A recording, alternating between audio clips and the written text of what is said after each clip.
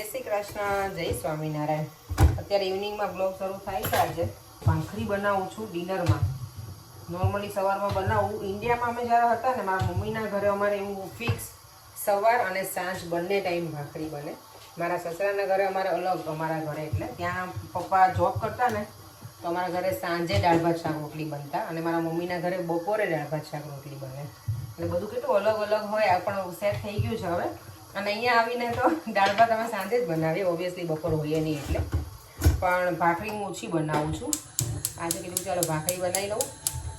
અને બટેકાનું શાક છે, અને આજે હું મરચાંની મસ્ત ઓલા બેસનના આપણે જે ચણાના લોટવાળા મરચાં બનાવીએ ને એની રેસીપી આપું. ભરી નહીં બનાવું, પણ કાંઈનો ભરેલા જેવો ટેસ્ટ આવે, કારણ કે ભરવામાં પછી ટાઈમ બહુ જશે મારો, અને એટલો ટાઈમ હવે આજે બગાડો નથી. પગ આમ એકદમ પેલા ભરાઈ ગયા હોય ને એવા દુખે છે આજે બરાબર. એટલે જમીને થોડા પછી રેસ્ટ આરામ કરીએ. અને આવતીકાલે છે 8મું નોરતું. આ વખતે છે ને કંઈક 2 નોરતા વચ્ચે આવી ગયા હતા, એટલે આવતીકાલે 8મ છે. એકચ્યુઅલી છે આજે 8મું નોરતું, પણ આવતીકાલે છે. દેવમ તો જો અત્યારે રમે છે, આરતી ચાલે છે રૂમમાં, અને અહીંયા મારી ભાખરી બને છે સરસ મજાની. દેવમ, હા તારે આજે એકાદ શ્લોક બોલી દેજે, ઘણા વખતથી બોલી ના હોય ને એટલે. હા ચાલ, અને ત્યાં સુધીમાં છે ને હું ભક્તિ કરું. ચાલ મારી દીકરો, તને જે ફાવે એ કર દે. ચાલ, મને હવે યાદ નથી. આઈ ડોન્ટ નો એની. શું આઈ ડોન્ટ નો? કાલે સર કયો શીખવાડ્યો તો એ કે? I don't know. ભૂલી ગયો તું? દેવમ શું વોટ? બહુ ટ્રિકી હતું. તમારા દેવમ ભૂલી બહુ જાય પાછો. ભૂલી ગયા, મેં તો ભૂલી ગયા એમ કહી પાછો, મેં તો ભૂલી ગયા. અને બધાની નવરાત્રીમાં સરસ કમેન્ટ આવી છે ચણિયા ચોળીની બધી. અને યસ, ચણિયા ચોળી છે ને, મને ઘણા બધાએ પૂછ્યું છે કે તમે ક્યાંથી લીધું છે, એડ્રેસ આપજો. તો અમદાવાદમાં મણિનગર છે ને, એમાં કશિશ છે, એનું ઓનલાઈન છે, તમે ચેક કરજો ઇન્સ્ટાગ્રામમાં. તો ત્યાંથી એના સ્ટોર ઉપરથી લીધી છે, મણિનગર કશિશમાંથી. મારા કશિશવાળાને કેવું પડશે, હું તમે પ્રમોશન કરું છું, મને છે ને નેક્સ્ટ યર ચણિયા ચોળી આવવા દેજો એક ફ્રીમાં એમ. અને અમે બીજો એક ભાખરીનો લોટ લાવ્યા છે ને, એ ભાખરી હું બનાવીશ પછી મોર્નિંગના બ્રેકફાસ્ટમાં, કારણ કે અત્યારે ડિનરમાં થોડી વધારે જોઈએ ને, એટલે બધી ટેસ્ટિંગ માટેનો છે ને, તો પછી જ કરીશું. અને ભાખરી બને છે મારી એકદમ ફૂલ સાઈઝની. આજે વહી જીરુમાંથી વહી અહીંયા છે. અમારે જીરુ તો હજી આવ્યો જ નથી. કોઈ આજે કોમેન્ટ કરી છે કે વહી જીરુ તમારા કેમ દેખાતા નથી. વહી તો હોય જ છે, પણ જીરુ અમારો લેટ આવે. આ કે મોડો આવે ઓમે. અને હમણાં ગરબાનું ને એવું હોય ને, તો અમે બંને મળતા નથી એટલા બધા. જો બંને ભાઈઓ બેસી ગયા જમવા, દેવો અમને ઓમ બંને. મને એલા વહી આવડી ગયું હમણાં. જીરુ ક્યારે આવવાનું છે? કેટલા વાગે? 10 વાગે આવવાનો છે. બાય ધ વે, હું મરચા બનાવવાની છું, પણ ઓમને નથી ગમતા મરચા ખાવા, એટલે મેં તો તમે લોકો જમી લો, એને દેવમ બંને. ચાલ, મારી ભાખરી જો ઓલમોસ્ટ બની ગઈ છે, ફૂડીના દડા જેવી સરસ થઈ ગઈ છે, છેલ્લી બાકી છે.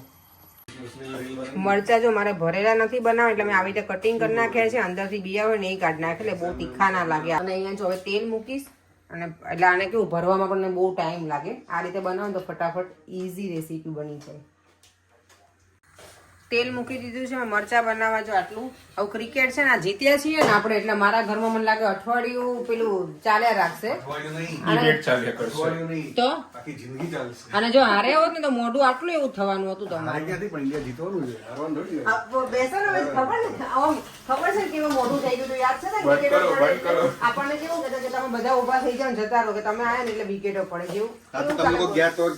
પૂછડું હવે હું તો બેઠો.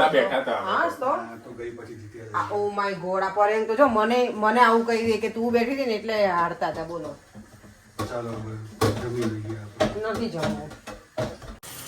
મરચા મેં તેલમાં આવી રીતે ચટલા કરી નાખ્યા છે, તળી લીધા છે. હવે બરાબર શેકાઈ ગયા છે ને, હવે આમાં ઉપર ચણાનો લોટ ભભરાવાનો. ચણાનો લોટ હવે નાખી દઈશું આપણે.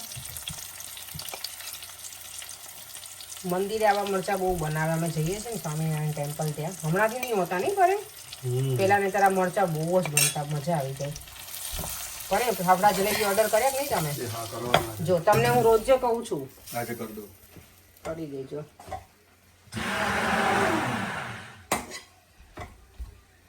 ચણાનો લોટ જો આવી રીતે બરાબર મિક્સ થાય ને, હજી થોડોક નાખીશ.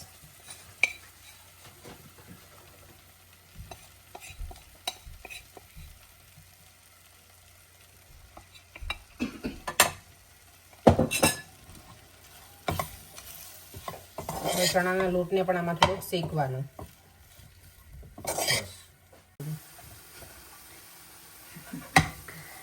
આમાં જો મેં લીંબુ એડ કરી દીધું છે, ધાણા જીરું, મીઠું, થોડોક હું ગરમ મસાલો નાખીશ. અને હવે લોટ શેકાઈ ગયો છે બરાબર. થોડીક હવે શુગર નાખી દેવામાં એટલે આપણા મરચાં એકદમ રેડી. આ મરચાં થોડા લચકા જેવા લાગે પણ ટેસ્ટમાં બહુ જ મજા આવે ખાવાની.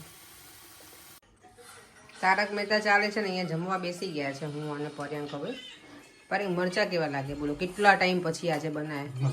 મસ્ત છે. સ્પાઈસી બહુ છે. ઓકે, મારે તો આજે ભાખરી ચોળીને ખાવી છે. જો આમ આજે હીરો બનીને રેડી થઈને જાય છે કુર્તામાં. હે આજે એ ગરબામાં જાય. ના ભાઈ, મારે તો આજે પગ હાવ રહી ગયા તું. હું તો જો અત્યારે મસાજાનો બધું લઈને આપણે તો હવે હળવું જ ના હોય એટલે આપણને કાંઈ ન થાય. જય શ્રી કૃષ્ણ. આ તો 9:30 થઈ ગયા છે. અમે હજી તે ટીવી જોવાનું ચાલુ છે અહીંયા આ બાજુ. અને મારું બધો પથારો પડ્યો છે. હમણાં એવરીડે કાંઈક ને કાંઈક બધું મારું શોપિંગ કરેલું આવે ને, એટલું બધું મેસી છે ને. પણ હવે ઉઠવાની ઈચ્છા નથી થતી સોફામાંથી કે અત્યારે કંઈ જઈને કરું એવું. ચાલો હવે સૂઈ જઈએ, વિડીયોનો એન્ડ કરી દઈએ. અને આજના વિડીયોમાં ઘણી બધી કોમેન્ટ સરસ હતી બધાની. બધાને ચણિયાચોળી બહુ જ ગમ્યા છે, તો થેન્ક યુ. અને મને બહુ ગમ્યા છે. જ્યારે આપણે ફરીએ ને ત્યારે બહુ જ મસ્ત લાગે છે. એનો જે ઘેર છે ને, ફ્લેર, એ બહુ જ મસ્ત છે.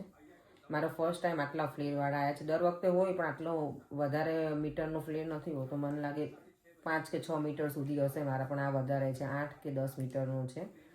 હેવી તો હતો. મને કોઈ કોમેન્ટમાં કર્યું છે કે આ હેવી લાગે છે એમ, તો યસ, પણ એટલું હેવી નહોતું. ગરબા ઇઝીલી હું રમી શકતી હતી. 3.5 કિલો વેઇટ છે ચણિયાચોળી, એટલું તો આપણે હેન્ડલ કરી શકીએ, એટલે વાંધો નહોતો બહુ. ચાલો તો ફરીથી મળીશું કાલે નવા વિડીયો સાથે. આજે મરચાં ખાવાની તો બહુ મજા આવી, કેટલા ટાઈમ પછી ખાધા. તમારે ભરેલા મરચાંમાં ટાઈમ સ્પેન્ડ ના કરવો હોય ને તો આવી રીતે બનાવજો. ખરેખર બહુ જ ઇઝી, ફટાફટ. એના અંદરથી બિયાન બધું નીકળી જાય, સીડ્સ ને એવું. પેલા ભરેલા બનાવવાના હોય ને તેમાં બહુ જ ટાઈમ લાગે બધું કરવામાં.